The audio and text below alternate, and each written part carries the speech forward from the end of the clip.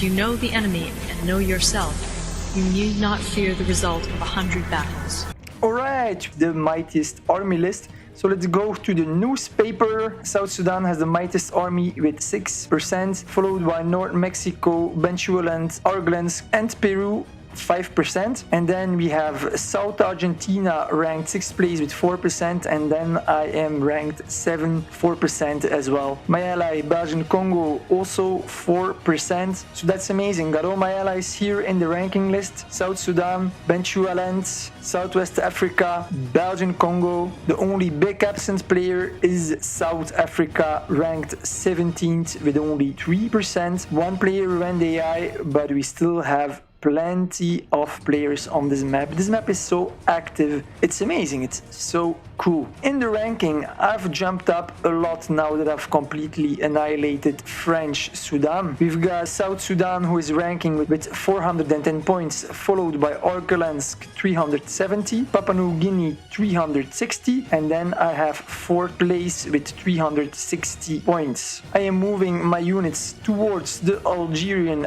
border. He is next on the menu. I need to take Algeria fast so that I can land in France and support him, because he's getting conquered very fast by Finland. France has no artillery, he only has a melee unit, so he's just getting wrecked, you know. Capital already fell, so this is gonna be over very fast. I don't think I'm gonna get there in time, which is really a pity, because I would love to fight them in Europe. How it's looking now, I'm gonna end up in a 1 versus 1 against Finland, Belgian Congo against Arglansk. South Sudan is fighting very well against Volga and Nizi. He has taken quite some damage. And then we've got Bechuanaland, who is arriving on the front line with Kazakhstan and who is scouting with his air force. He's not gonna give any chance to Kazakhstan. This is great. Just keep going, guys. We still have South Africa somehow that is still struggling with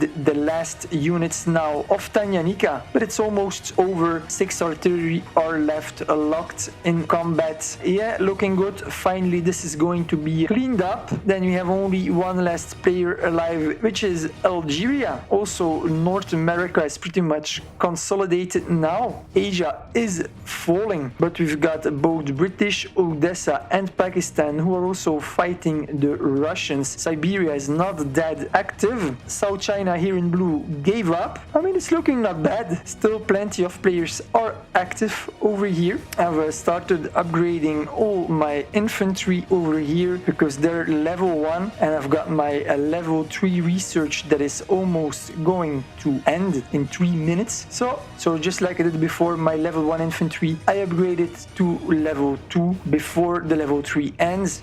And when the upgrade is done, then they're gonna be upgraded to the highest possible level, which will be level 3. So I pay for level 2, but I get level 3 units. This is always great. I'm gonna do the same then with my light tanks. I already have them in research. I've got my stacks, got 10 light tanks, got 10 armored cars, got 10 medium tanks. I've got my railroad guns, already 4 of them. I'm making also anti-air units, so this is gonna be amazing. Once I have this here, I mean, this is gonna be fine, right? Just select a couple. I just need to continue to make 10 anti-air, 10 infantry, together with 10 artillery. Nobody's gonna take that beast down, that's a fact. Together with the scout unit, the only unit that I'm now lacking is mechanized infantry, and then I'm gonna wreck those Russian unarmored units. They're not gonna know what hit them. So yeah, I was bragging with my army. Let's try to select all my units. There we go. So I've got 14 infantry that are upgrading, same counts for my 3 anti-air. I've got my 5 naval bombers that can be upgraded, but again, tomorrow I'm gonna do level 3 upgrade. Got 10 level 2 interceptors, 5 attack bombers, 6 level 2 anti-air, 12 level 3 armored cars, 4 railroad guns, 5 level 2 subs, 10 medium tanks, 9 light tanks. I also have finally a reveal on South Argentina. He doesn't have that much. He only has 2 units here in Jamestown. On top of it, I mean, why would there be a motorized infantry on an island? Anyway, very poorly protected. He has a bit of a navy, 1 battleship, 2 battleships, and 3 battleships. And then here he has more battleships, no destroyers, so I'm gonna wreck those.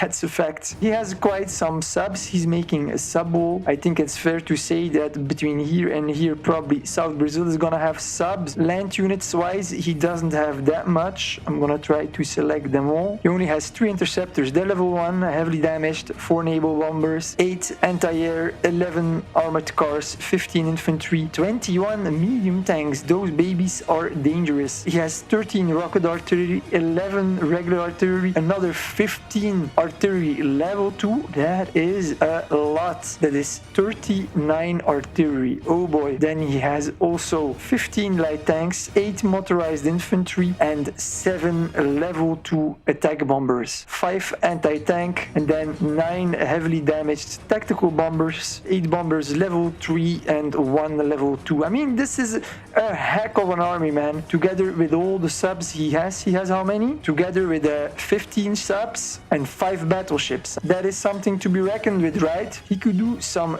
crazy damage. But anyhow, we will see how it happens. I just hope I won't get sandwiched between the South Americans and the Russians. That would be pretty bad. Amazing! I have collected another supply drop. This is fast. This is good. I love resources. Let's maximize the screen. What you should never do is split off your army in all your border provinces. If you do that, you're just simply gonna be weak everywhere. If you spread your strength, every point is gonna be a weak point. And so I can easily push through somewhere and then it's game over. Simple like that. So what you should always do is have in strategical areas from which you can deploy to the front very fast. For example, here in this province in Aigarut, and over here in Amquid, you could just put large parts of your army here. As soon as you get attacked, you can intervene and counter attack. This is way more efficient than spread your strength all over the border. And of course, you should also put good amount of units in Tamanskret because the city is too close to the front line. The only big force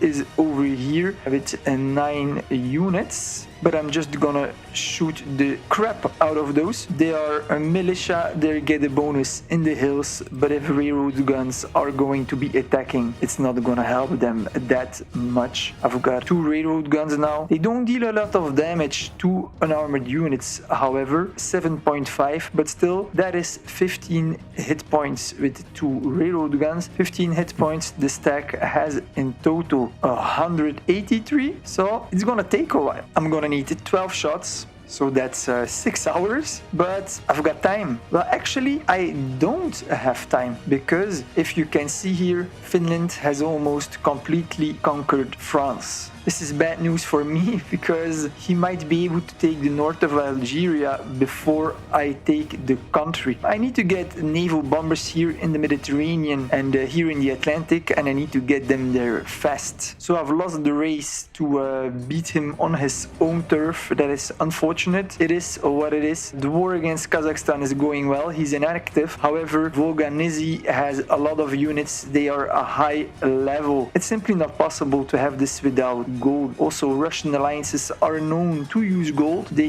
use even gold during their alliance versus alliance competitions, believe it or not. So Russians have a large gold culture. I mean, check this out. A high level armies, and this is just the tip of the iceberg. He has more troops who yet need to arrive at the front line. We need also naval bombers here in the Black Sea, but unfortunately North Sudan has not the resources to do so. I have sent 1k goods and 1k rare resources. I don't have that much too. I need naval bombers too to secure this part of the front and also here against South Argentina. Yeah, we're struggling a bit actually, which is of no surprise. We're 5 random players playing together and we're playing against an oiled and highly experienced team who have the habit of playing together. And then we have a threat in our back as well, South Argentina. So yeah, this is kind of a lethal sandwich with a lot of spicy sauce, and I don't like spices.